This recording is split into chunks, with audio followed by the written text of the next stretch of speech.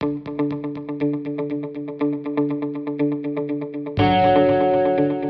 to be here. I'm really honored to be here. I admire you guys, and it really means something that you invited me over here.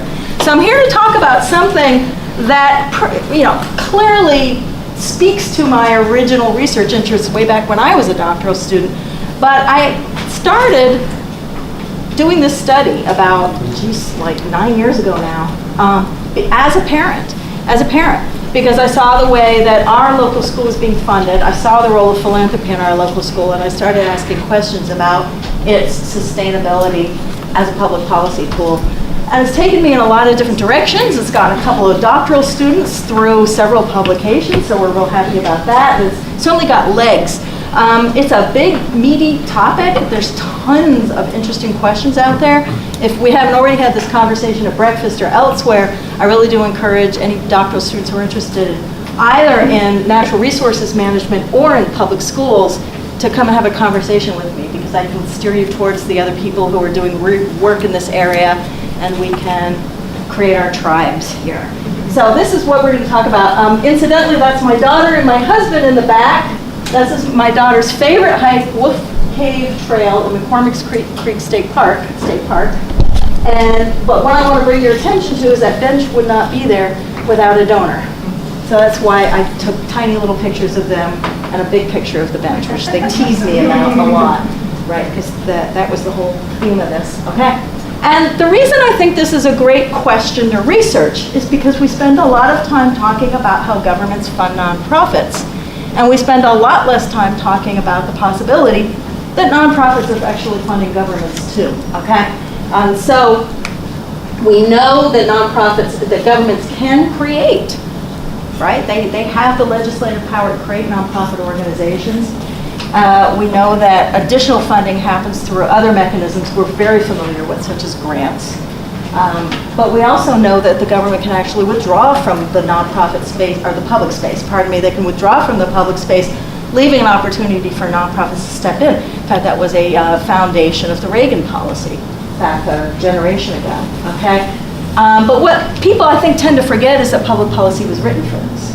Okay, so here is, just to remind everybody, this should be old news to the people who teach nonprofit management, but here's the U.S. tax code. So these are just the public charities, just one part of the nonprofit sector, who are operated for this very broad range of purposes, including charitable purposes. And then if we actually look at the definition for charitable purposes, it's an equally broad range of activities, including lessening the burdens of government. Okay? So these are mechanisms that are set where, from a legal point of view or a public policy point of view, it's very easy to do. That's not the problem. The problem is, what are we creating? What is this monster we're creating? Do we have any control over it? There's been a renaissance of interest in Frankenstein, so we'll use that analogy today. And I think it's an interesting question because we generally see philanthropy as something beneficial, don't we?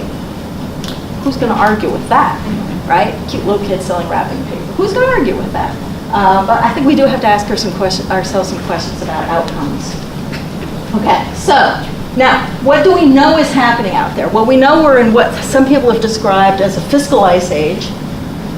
We know with the conservative fiscal movement that we're facing right now that non-essential public services are increasingly either being abandoned or left to the private sector. And we also know that even some things that we would consider real public goods, like public education, are still under a lot of fiscal pressure. And then there's also that sort of ambiguous space like museums that sometimes, like Detroit, sometimes are truly governmental, but then also face exactly the same kinds of challenges. And we've seen that with the lesson of Detroit and the bailout, the foundation's bailout of Detroit. And then Rick Cohen, may he rest in peace because he's now passed away, but he wrote a really entertaining piece in Nonprofit Quarterly that you should dig up. It's a few years old now, where he wrote, well, gee, seems to be a foundation for everything out there. And apparently, I haven't looked this up, but there's a CIA foundation. If I told you what they did, I'd have to kill you. I don't know, right? But there's a foundation for the Central Intelligence Agency. So there's definitely an interest across a broad range of the federal, state, local government in these philanthropic vehicles. I'm going to focus mostly on public parks and to some extent public schools. So the sort of the context for them, again, is this both at the federal and the state, and to some extent the local level. It's very regional. There's also a lot of fiscal pressure. So the National Park Service has a $2 billion maintenance backlog. That's not the budget, that's just the backlog on the maintenance budget. So they're way behind. And if you follow the conversation going on in the press, there's been a lot of discussion about raising fees. They haven't gone up that much, but even that got a lot of public backlash. Where these are the history of them. I don't really have time to go into this, but very briefly, the history of public parks, state and federal parks, was they really were meant to be free and accessible. And it wasn't until there was a lot of, we had a big population growth, a lot of leisure time in the 50s and 60s, people started inundating the parks. And fees originally were used to control access, just to take, kind of tamp down on the pressure on these parks, so they didn't get overloved. They were never meant to pay for the parks. They were just meant to sort of regulate and control a public good. We've also seen fiscal pressure that's come through the recent recessionary period that we went through. And then the other thing that anybody a public finance person in the room? So there's been a lot of interest in the way public parks have switched from general fund allocations to park-generated revenue, so much more an earned income profile. And that now, if you compare across all of the states, the way public parks are funded, they're about equal amounts, general fund allocations and earned income. So they're equally fee-based as tax-based. Equally fee-based as tax-based. Okay, so, and that's not going to change. That's probably going to get even worse. So here's the situation. Best quote in the entire world was the guy who's the State Department of Natural Resources in the state of Utah. Notice the date. We've gone from lean and mean to emaciated and violent. This is a desperate man, right? And that is not a Utah Parks Bridge. I don't know, I can't remember where I got that from. It is a state park somewhere. But right, this is the state of the situation out there. So why not turn to charities, right? Why not? It makes a lot of sense. And although you won't see a lot of discussion about it in policy papers, it's sometimes very hard to find. Stefan and I were just talking about ways we can actually figure out in policy discussions where they really are talking about philanthropic revenue. But we do have isolated examples out there of a national memorial, the Flight 93 Memorial, that was deliberately created with public funding. There are older examples out there. The Statue of Liberty renovation of a generation ago was one of the first great philanthropic initiatives for a national monument. And then there's the deliberate too. So after the earthquake in DC in 2010, I can't remember. You remember the earthquake? Yeah. It was going to cost $10 million to repair the Washington Monument, and Congress deliberately said, well, Interior Department, we'll give you $5 million of it, but we want you to do your best to go out and get the other $5 million. This guy stepped in. This was his third gift to the Smithsonian institutions in the Interior Department. He'd also given money to the National Zoo. And so this is a guy who wasn't a big deal to open his checkbook up and make a $5 million gift. And he got a lot of public recognition for doing it. So again, is this good policy, right? Yeah, maybe it is. We just got $5 million and it costs nothing to the taxpayer. But we still might ask ourselves these questions. But what we discovered is we really had to start at the beginning to ask these questions because there was no descriptive data of this world. And by the way, let me pause for a minute. I should have said, I'm moving pretty fast, but if you've got clarifying questions or anything, you want to stick your hand up and ask a question, please feel free to do so. I want to move along because I'd love to have a really good discussion about this as we're going along, and I want to leave time for that. But if I am moving too fast, please just stop me. So these guys, you might know these two folks as folks who've had a kind of a discussion back and forth about using a government failure interdependence theory to try to understand how these kinds of nonprofits are created, making some arguments that they have a positive and interdependent relationship with government funding. So as government revenues into the nonprofit sector increase, also you see more nonprofits out there.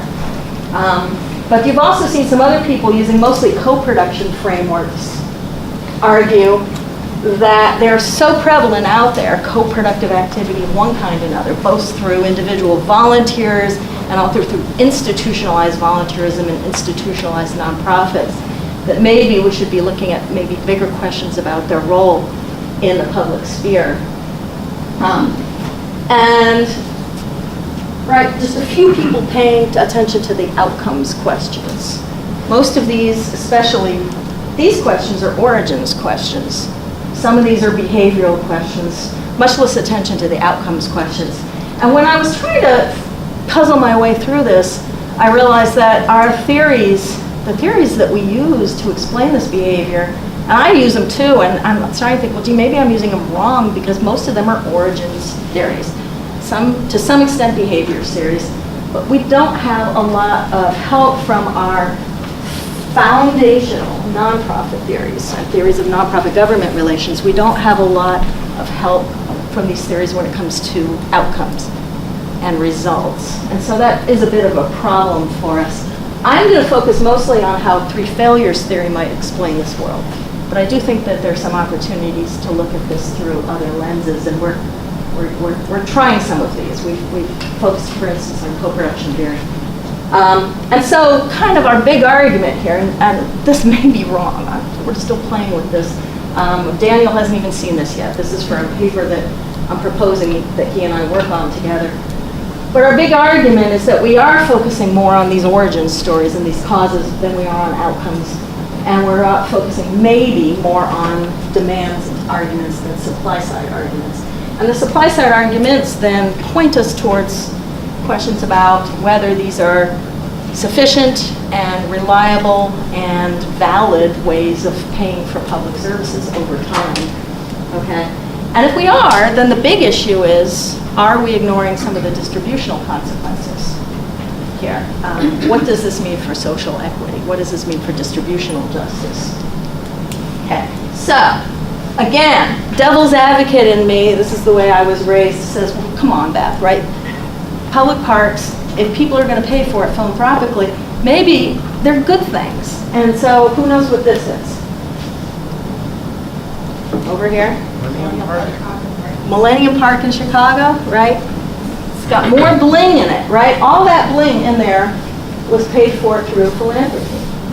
And this is what that space looked like beforehand. And so the city of Chicago had about half the budget, even maybe less. Mary, do you remember? Did Cindy Pritzker come and talk to us about that? Yeah, we had it in our NOVA conference. But anyway, she put a considerable amount, hundreds of millions of dollars, into paying for the park that she thought the city of Chicago deserved and that she wanted. And so there was a form of what you describe as philanthropic particularism that went into this park. That's one of the lenses of three failures theory. So beginning with three failures theory, you start with government failure theory, where you've got an opportunity to provide collective goods, but you either don't have the median, you only have the median voter to tell you how much goods you want out there, right? And the median voter doesn't want all the bling for some reason or another. They just want a park. They just want some softball fields or something else. But you also have a market opportunity. They could privatize the park in some way, but the market doesn't necessarily provide the kinds of options that citizens are willing to live with. They may not trust the market. They may not trust the market to charge prices or provide the services or in a way that the public wants. And so we have this problem called information asymmetry, and that's why some of these decisions get driven towards a nonprofit solution or philanthropic solution. But the philanthropic solution may also come with its own problems. And one of them is this idea that the donor really is the one who holds the decision-making power then, okay? And when that happens, when you have a case of philanthropic particularism, you may end up with an ineffective solution because you may not actually get what the median voter wants. You may actually get what the donor wants. You may actually have also an inefficient solution because it's not sustainable. The donor can change their mind. You can't budget on it. And so, I challenge you to go out and find a public finance textbook that talks about philanthropy. It's out there. It funds public services, but why should they talk about it? Because it's a fickle, right, and unreliable source of revenue. Why in the world, right? It makes absolutely no logical sense that we would want to base public service funding on philanthropic revenue. But our question was, when we did this descriptive research, is, well, gee, this might have been going on for a while. We may not see it as public policy, but maybe it is, because it's out there and it's operating and it's producing public goods. And what if it's the new normal? Then all of a sudden we have to start thinking differently about this world. So that's where we are. And it's not a new question, which is interesting. So this is back from the Detroit Journal over 100 years ago. There have to be several Carnegie Libraries in the Columbus area.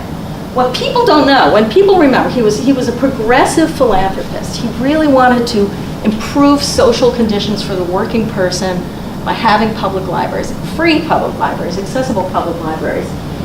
But what they don't know about the Carnegie lesson is that he put very, very strict standards on these libraries. He picked the building plans, not local communities, and he imposed huge burdens on local governments to do the maintenance.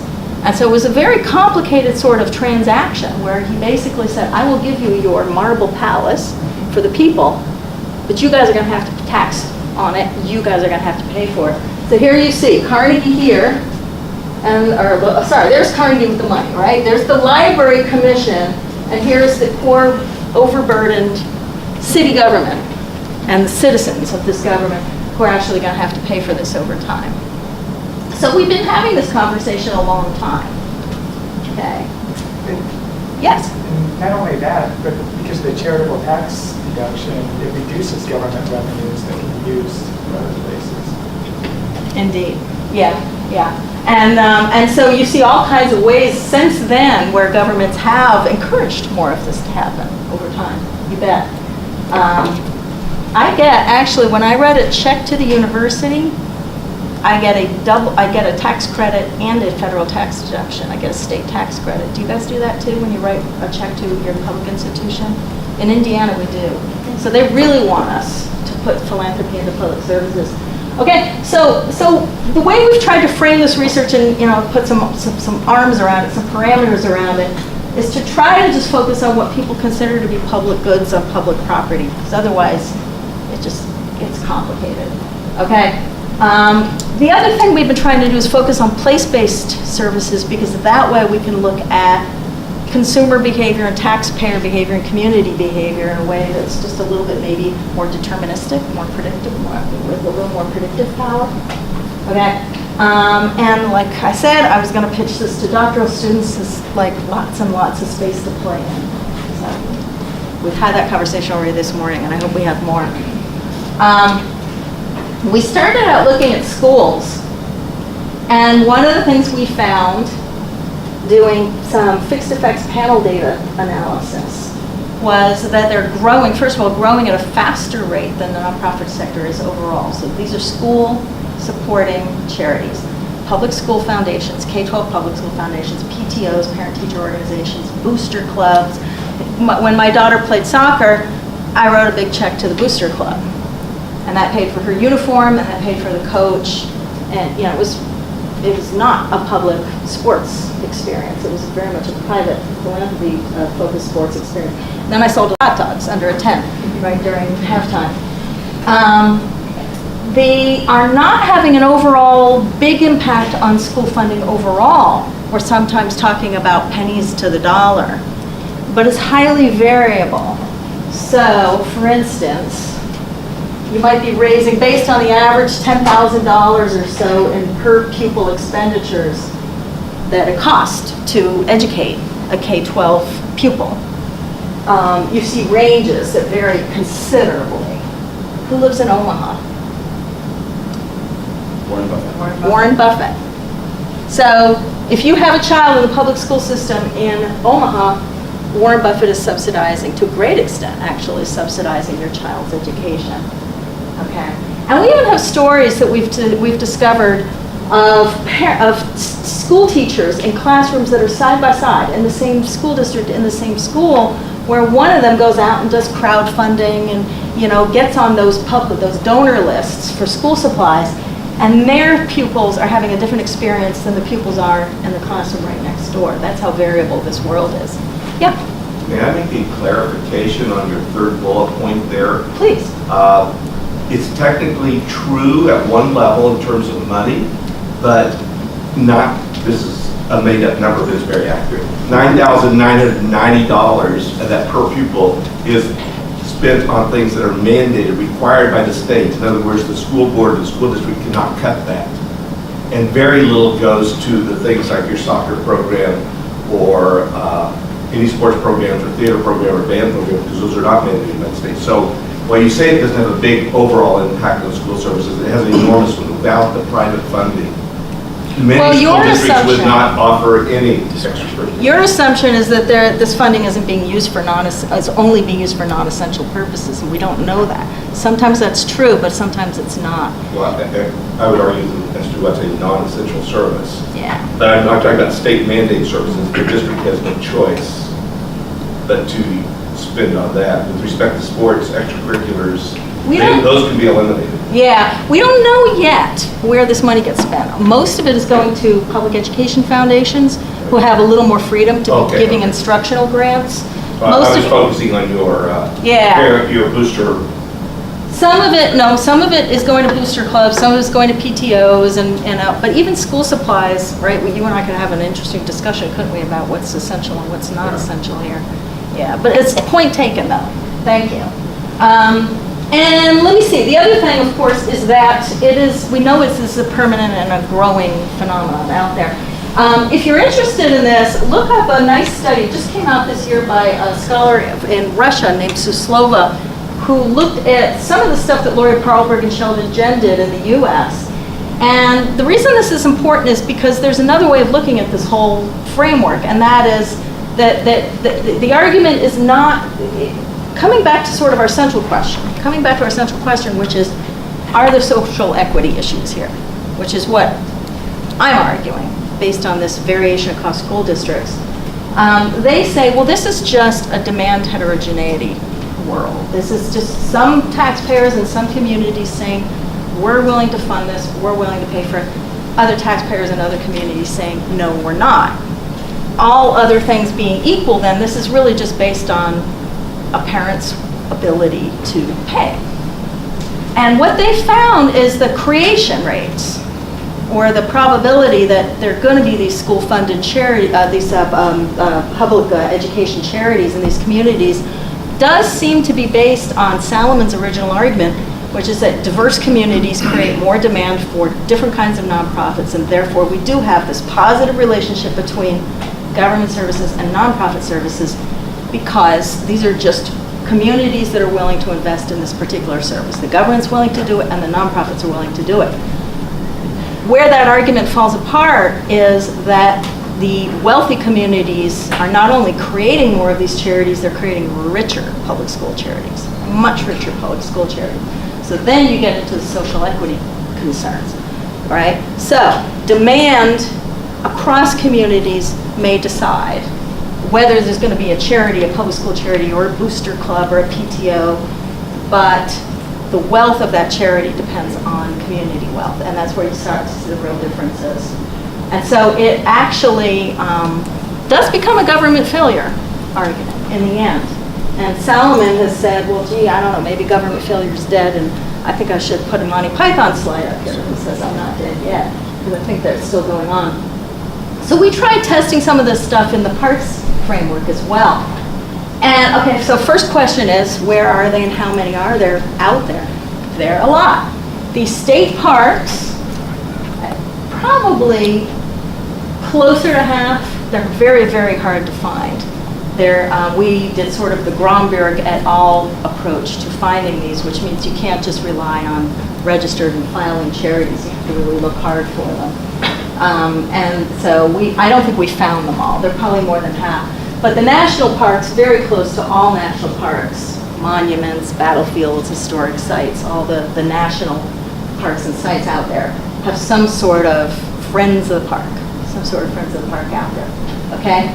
I do have some trend lines, if you're interested, that'll show you, one of them, whoops, I don't have it with me right now, but it's at the end of the slides.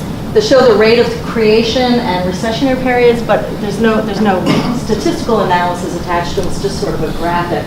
But it does tend to suggest that during recessionary periods, sometimes these things kind of pop up again in popularity, and their rate of creation may pop up just a little bit more. Okay? And then the other thing I think that's very interesting to look at is, well, what are they actually producing? Because you could still come back to this argument that what they're doing is sort of a co-productive activity. Well, these are really the guys who are providing volunteers to do the trail maintenance because they're off-road bikers.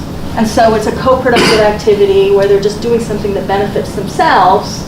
But what are they doing? They're actually mostly involved in resource acquisition, considerable resource acquisition, particularly fundraising. And then to some extent, some of the stuff that you might consider more sort of what Dennis Young would describe as more complementary rather than supplementary activity. But for the most part, I would describe this as supplementary activity, lessening the burdens of government. The other thing is, we got, now, just keep in mind, we've got two very different scales over here. This is the monetary scale for parks, Friends of the Park expenditures for state parks. That is state spending on the parks. Different scales. But look which one is increasing and look at which one is decreasing over time. Now, the dotted line is state park expenditures over time. So that's the problem. Okay, so now the social equity question. Bad news, I don't have the answer to this yet. We're still working on it. We, so far, are not finding exactly the same kinds of findings that the people who were working in that public education field, Carlberg and Jen and Sue Slovo, were finding, and to some extent, Ashland Nelson and myself.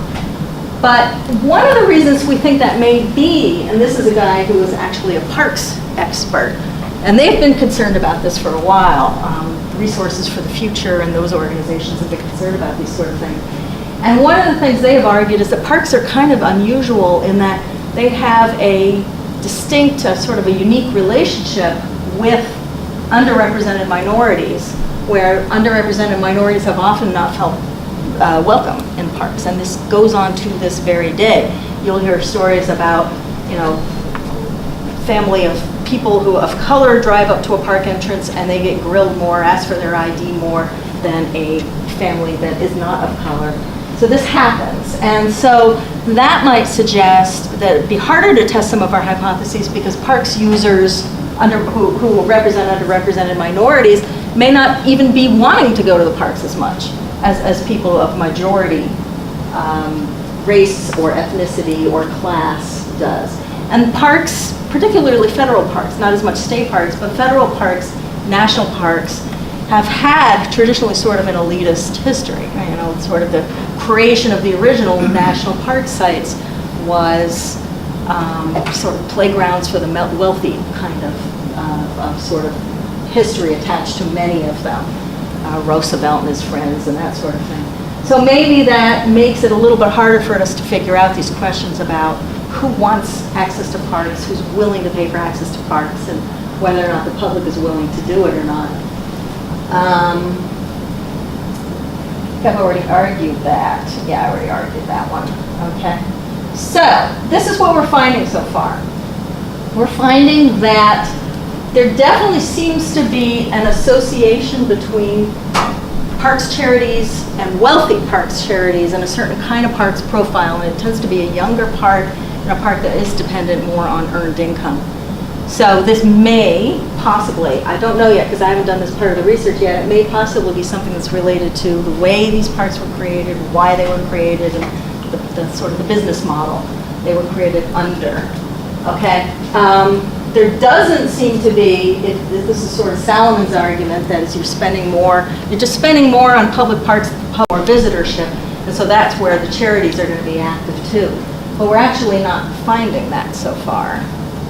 And we're also not finding the kind of association that you might expect between racial diversity, maybe a negative association between racial diversity and the wealth of these charities. But our data set isn't very big yet. We have to add some. We only have the state of California, but it's 180-something state parks, and we need a bigger data set.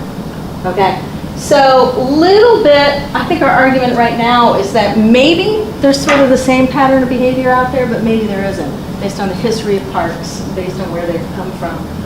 So the question I want to leave you guys with, and where I hope we can have a conversation, is I think there's still some really interesting conversations to be had about ripple effects, too. And so again, these are place-based services. So if you look in a community and I challenge you to do this back in your own communities, if you look around at who's doing the fundraising, my guess is that there are more active fundraising efforts by foundations that are serving the public in some way. They are your Parks and Rec Foundation, your local school foundation. And the example I want to use is in our town we have this fun little fundraising event where an amateur gets paired with, say, an Arthur Murray professional from the community. So there's a professional dancer and an amateur, right? You know, it's like the guy has the local Chevy dealership or something, right? And they get up there and they practice for a few months and they get up and they dance and people vote with their money. And at the last 3 that I've been to, at least a quarter, sometimes even more, of the charities raising money were the Public School Foundation, the Parks and Rec Foundation, these sort of organizations. So are they crowding out local donations? Are they crowding out local donations? Local donations are elastic, right? But to some extent, to some extent they're not. And one of the things I'd love to do is go to local community foundations and ask them, is there pressure on you guys? And do you have policies about this, right? Will you fund anybody who comes to you? Or do you have any sense, sort of, any kind of sense that, no, these are things that belong in the public sphere and these things should be taxed? So there could be potential ripple effects. And then are governments pushing back? Are they pushing back because taxpayers are pushing against them? There have been some stories out of California about really massive fundraising efforts in local schools where, they want to put a corporate logo on the football stadium because they'll pay for it. McDonald's will pay for it, right? And parents have said, well, that isn't the kind of school that we want to be in. And a parent, group at District Over might say the opposite thing. So what is government trying to do about it? That is one way to look at what government's trying to do about it. So one of my doctoral students, Chantal LaFontaine, who's going to be coming out, public finance, coming out in a year or 2, in case you're looking for somebody. She's trying to test this median voter theory by looking at whether there is a divergence across the states in park expenditures by the state, per capita parks expenditures, and the ability of the state to pay for those parks through taxes. So if you get this down to a very small census level, you can look at people's ability to pay for things through taxes, and you can look and see whether parks diverge from that kind of median voter model. And then the other thing that might happen is that you might say, well, gee, maybe decisions should be returned to the public sector, right? This is sort of, this is the Wild West right now, philanthropic funding. Policy hasn't caught up with it. We know it's a trend. We know it's getting bigger. We know it's making an impact. So maybe governments need to rein this in. And some of the things, I think that they're reluctant to have this conversation, but I do think that there is a conversation that they're starting to have about sort of what we might say is re-centralizing the policy control. State of Tennessee, if you are going to create a charity to support public schools, you have to get the approval of the superintendent of education. Maybe 100% of the approvals get approved, right? The requests get approved, but maybe not. There's a lot of discussion at the National Park Foundation level, which is a rapidly growing organization. The National Park Foundation has doubled its size in a few years. And there's an ongoing discussion about, well, gee, maybe we should rein in how we raise our money and stop, back to your point, and be sure that we are not focused on sort of central operations of these parks, that we should push back and say, no, that belongs to the National Park Service. In the New York City, so these are city parks, Central Park Conservancy, some of these quite wealthy parks charities if you make a gift now, you cannot make a gift. You can live in a townhouse, you can be a billionaire, and you can want to, just support that slice of green space that you can see out your front door. You can't do that anymore. If you make a gift, it goes to Parks and Rec Department, and they decide based on public policy how that money gets distributed. Chicago would have liked that. Millennium Park is an example of where city residents push back and say, well, geez, I'm on the south side, how about my park? I can't always go downtown. And so this is, you do see some give and take here. Yeah? Do you know if this policy in New York has had an effect on people's willingness to donate? No, but it's a great question. Yeah, very good question. Yeah, because, back to philanthropic particularism, I could be a donor who says, well, just take my money and go home then, if I can't support my own green space. Yeah, so anyway, that's the crew. These guys have already long since graduated. Daniel's at the University of Minnesota. Chantal's coming out on the job market. And I got to thank these guys that they helped fund some of this research. And so, thanks for your attention. And let's have a conversation.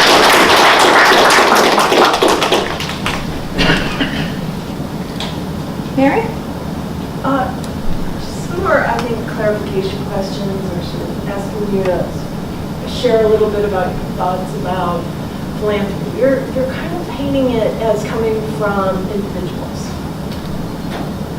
But I believe there's a fair amount that is coming in through corporations, through foundations, and not all family foundations. Yeah, National Park Foundation is definitely that.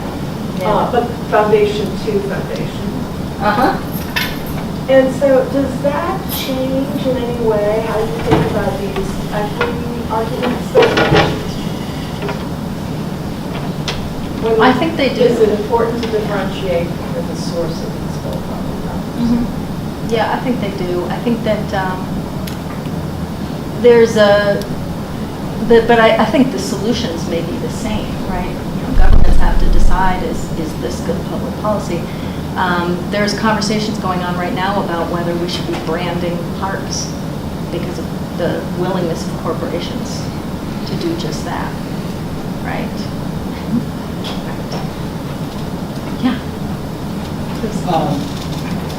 What have you heard from the perspective of either people in the fundraising arms of these philanthropic organizations or in the public organizations that are ostensibly being supported by them? How do they feel about this move towards fundraising? This is not, I'm thinking a little bit about the like food banks. There's been a somewhat lingering resentment that food banks have had to step in to fulfill a role that was supposed to be a public role.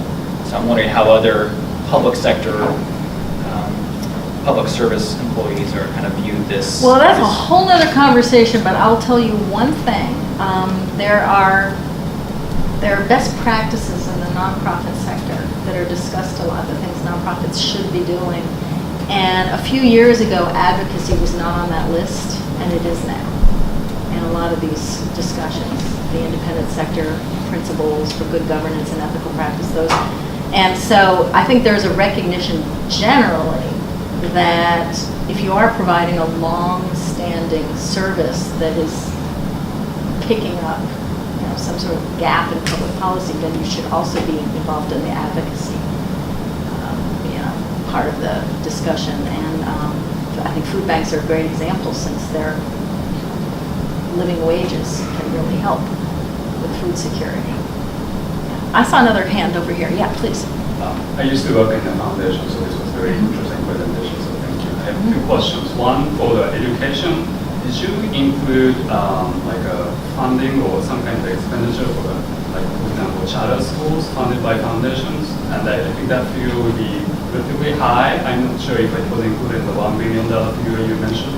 Our research does not include charter schools. Oh, and I promised you guys and that, by the way, is Glacier Bay National Park, where my daughter lives now. That is her closest national park. So I'm just going to show you there. So if you want to see what the growth rate was. So we excluded charter schools for this. Yeah. Yeah.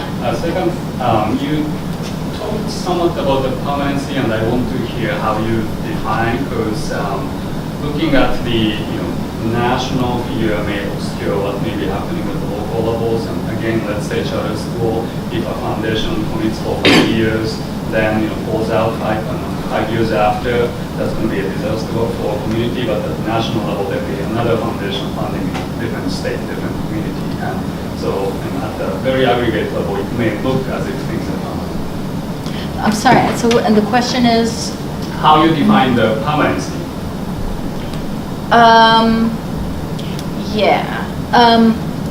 Permanency was aggregate here.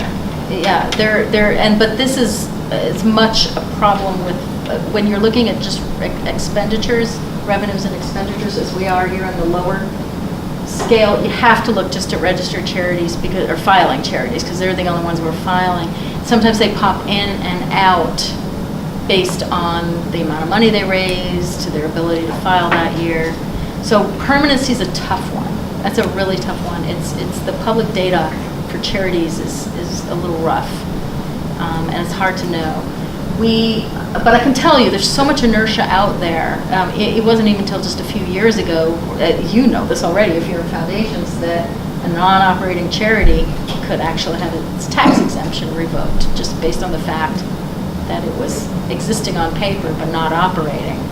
So given that this is historical data, we think that the permanency issue is probably not as important as the stability issue. Whether they exist or not is a less important question than how much they're ability to raise or give to the public in a year.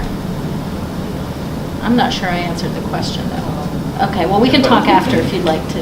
Okay. Yeah, I think his point would be like, so with the national parks, for example, is it that you've got a donor that comes in and funds a national park for 5 years, and then they go fund another national park for 5 years, and they go fund another national park for 5 years. So the same donor is funding for 15 years, but the national parks themselves are getting a 5-year boost, a 5-year boost, and a 5-year boost. Or the same thing can be said about schools, right? But they're getting is there any way you can tease that out in your data, or do you think there's any way to explore that? No, I don't. I know only anecdotally, and you may also know this in your field, that a really fast-growing profession out there is government employees who are trained in how to write grants. Right. So there's a professionalized fundraising cadre out there in the governmental sector. They may know the answer to this question, but it's a good question. Yeah. Thank you for that very interesting presentation. So at the beginning, you talked about part of the creative sector, so we talked about museums, but of course we know there are like symphonies, operas, that kind of thing, that are public, not as much, they're nonprofits in a lot of times cities. So as far as looking at these kinds of trends in those cultural institutions, is that something that you're interested in following? Well, no, because I'm too busy, but I encourage other people to. Yeah, and I think there are different questions that have to be asked. Right, because they're a different definition of a public good, I guess, is what I would say. Some communities invest a lot in the arts, and others don't.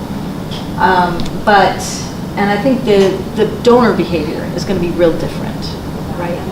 Another question. Because cultural institutions are not normally paid for through taxes, and they don't exist on public land. They may or they may not. Some of them do. But Some of them not do. all of them. And then you talked about the park in Chicago and the philanthropist. So I'm interested in that sculpture that was in the center of the room. I don't know if that was the beam, but The beam was in there, but there were. was there. Anyway, so I'm wondering, because I'm thinking about the firewall around the decision about content. And I was wondering if the philanthropist, Pritzker, I think it was, had a say about what art went in there, and what your thoughts are. The famous story that everybody knows is the Gehry Pavilion. So, the Pritzker Prize in Architecture is one of the most prestigious prizes. So she had a long-standing interest in architecture before Millennium Park as a philanthropist. Gehry was going to be the architect for the performance pavilion. The plan he submitted was modest and wasn't Gehry-like. And she wanted something that was really going to pop, that was a Gehry, right? And so that's what they ended up with. She paid the difference. So she made the decision about the architect. So Yeah. there was no firewall between content and the architecture. So in other words, it was really her, like a donor-driven everything. Oh, I think there were probably all kinds of firewalls. I'm not privy to them. But in this case, you know, Chicago just didn't see that as a problem. Why would they? Because it's a bling, right? It's a great park. My kids love that park. Another story about that park is that they closed the park for maybe one night, maybe more than one night, to thank the corporate donors. I was talking about the corporate donors. And there were people who were very upset about this. Why? Because that land was granted to the city of Chicago, and it's in the charter of the city to be forever open and free. I might have that misquoted just a little bit, right? So that was granted as permanently accessible public land. And it was only for a night, but all of a sudden there was one night where the public could not get into their public park. And that, I think, taught Chicago a lesson, because they stopped doing that in a hurry. Yes, please. I have a couple of questions. One, just out of interest, so I have a school-age child, elementary school-age child, and she goes to public school. And there is a parent-teacher association that we donate to and that does fundraisers, but there are also fees that we are required to pay in order to pay for school supplies or whatever. And I'm wondering if you have looked at data on fees as opposed to donations to these organizations. No, we were only looking at the revenues that were coming in through these school-supporting charities. We were not looking at fees. A great question would be whether there's any relationship between them, right? Yeah. Or at the very least, if you're finding that there's inequity based on community demographics. Right, yeah, that it might yeah. be like amplified because you've got fees and you've got donations Yeah. going on. Mhm. The other question I had is thinking about local parks. So I grew up in the city of Detroit. As far as I know, at the time, there was not a charity that supported the local parks in the city. But I remember my dad, like, he would mow the lawn and then he would kind of take the lawnmower down to the park because the city was notorious for not mowing the grass in the parks. And he would just mow it because he just didn't want it to look bad. And there were other kids, not us, that would play at the parks. So that kind of informal volunteerism and philanthropy, I would suspect, goes on in other communities as well. But I was thinking that the difference between that kind of volunteerism and an organized group that could be, like School for Citizenship, right? Then has maybe some more leverage to advocate for parks or whatever other public services that group wants to see. So I'm wondering if you thought about taking your research in that direction as well. Like, how many of these groups are not only engaging in philanthropy to support these public goods, but are then turning around and also engaging in advocacy in a particular direction, so that That's a great question. Yeah. I'm going to do climate change research until I retire. So I really encourage other people to jump in here. This is a data set that's just sitting there. It's waiting to be updated. There's all kinds of additional data you can add to it. It's 990 and census data, so it's Tell us a pretty little good bit about your data. data, maybe we'll hear what Oh, you man. collected. Yeah. Well, and by the way, one of the reasons why I think this is probably less money that's out there is because we kicked out the national, those schoolchoice.org kind of philanthropies that are out there that distribute money across the country. So we really wanted this to be just the community-based charities. But the way you get this is you go into the 990 charity files, the 990 PC or the core PC files. You do keyword searches to find these. Then you go into communities and try to cross-reference and try to figure out who are we missing. There's definitely some, with the parks, a lot of website searches and white pages searches to try to find them all. Keyword searches don't do it alone, and NTE classifications won't do it alone either. They're pretty noisy. And then you try to figure out whether you've got a fairly good representation within each community of the charities that are operating in there. And then you have to geocode them to school districts, because school districts have their own jurisdictional boundaries. They're not city level, they're not county level, they're different. And once you geocode them, then you can pull in census data.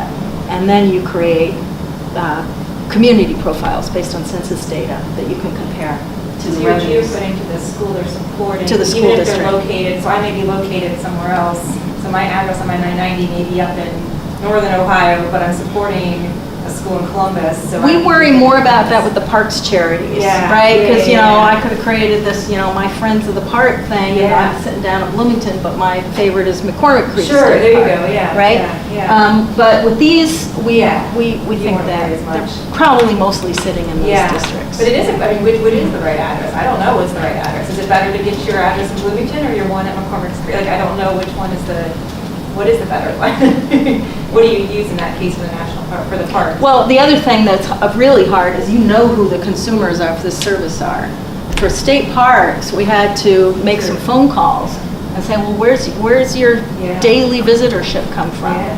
And we finally ended up, based on some phone calls that we made, determining that somewhere in a 50 to 60 mile radius, most of the daily users of a state park live. But that's also a little bit inaccurate, not quite as accurate as we want it to be. So your data is district level, and it covers... This is school district level, And it covers how many districts and where? the The US. whole thing? Mhm. Okay. Because there's the... But these are only the filing charities that are only filing and reporting revenue. Right. These up here, yeah, those are filing as well. There are more out there that are not reporting revenue. Sean Reardon at Stanford has this data set he created. I don't know if you're familiar with it. It goes from 2009 to 2015. Yeah. And he did it so he could map education gaps by race and gender.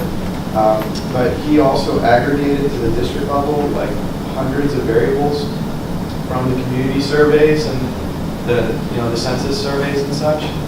And so you have variables like percent of charter school, percent of students in charter schools in this district, and all sorts of other things. I'd be curious to see how they correspond to this expansion. Well, I don't know if that can help any of your stuff. you and me and Ashlyn should probably get back on the phone sometime. Yeah. Anybody She else knows in the it room? exists. Yeah, she Yeah. should know. I think. I tried to talk her into, like I told you, that study on governance in charter schools, and Yeah. she's been busy. Yeah. Have you tried to integrate some of the work that's been done on the relationship between economic inequality and philanthropy? Mhm. I mean, you have the same geographic boundary challenges and learning the numbers, but there's some interesting work, but it hasn't been taken down to where the philanthropy is going. So if you could map some of their arguments and their analysis techniques and just look at the slices. Kind of interesting. Well, yeah, and I was happy to find any comparisons between schools and parks showing similar behavior, because they really are different kinds of public goods, right? We know that there's public conversations going on about basically decommissioning national parks.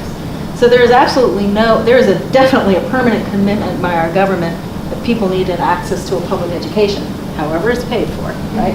Wherever it happens. There's not necessarily that kind of commitment to parks. And then the other thing that happens is, I don't think people normally see schools, they don't normally see schools as an amenity, but they definitely see parks as an amenity. That changes philanthropic behavior, right? And so,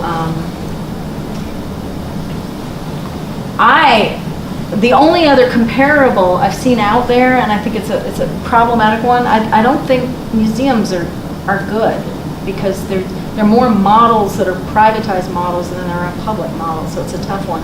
But public libraries, and Alicia Shadaman at Northern Illinois University has been doing some research in this area, and I hope she continues. But if you guys have other ideas of other kinds of public services that you think are good comparables, I'd be really interested. Police and fire, I think of them, but that's notoriously, when you think about rip-off fundraisers that end up taking 99 cents of the dollar that they raise, it's those companies. Yeah, I've talked to Jeff a lot about local fire departments, because those are like one of the original co-production examples, Jeff Reddy. And maybe that works, yeah. But they don't have the land, I guess. I don't know if that's important to you. But it is a public service, Yeah. right? Yeah. You know? Yeah. If you look at, really loosely regulated public land, like walk-in hunting areas, I imagine they'd be really hard to collect data on, just because they're so rural. There is no, you can park on the side of the road, walk in, walk out. But they're funded, by people with like a sole interest in keeping them public or. That's a really great, because that's not in here right now. Yeah, unless they're a national monument site, so the BLM lands, for instance, are not in. They're funded like very, Yeah. heavily by big nonprofits, Ducks Unlimited, Business Forever. And the money comes like exclusively from one demographic. Right. Yeah, and they may also be considered kind of a commodity too, right? Because of the mining discussions are going on, that's what. Because you could look at the Washington DC museums that are all free and think about how philanthropy, where the role of that. Those are There's all a great free. case study to be written about the Smithsonian's. It really, because they're more and more philanthropically dependent over time. Yeah. I would imagine public radio, right? With the co-branding Oh. aspect of that. Public radio. Yeah, and then there, Yeah. whilst it's not land space, there are certain designated services that public radio underwrites for public trade. Yeah. Yeah. Good, well, go and visit your national park. Hopefully you won't have to pay too much of a fee at the door.